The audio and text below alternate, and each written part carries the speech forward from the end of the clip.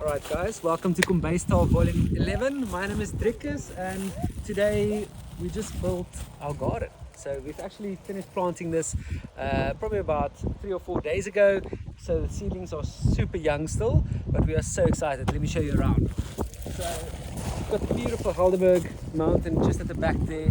We've got a beautiful ocean breeze coming in. And some really exciting stuff. We planted some tomatoes, some citrus trees, some lime trees, quince trees, onions, spring onions, chives, a lot of lettuce. So at the Gevels we'll use most of the lettuce on the menu over there. Some marjoram, some mint, really cool rocket, curly kale, which we all love. That's definitely going to make its way onto the menu at Clara's. A variety of chilies and peppers, nice perennial stuff in the garden, so it's always happening.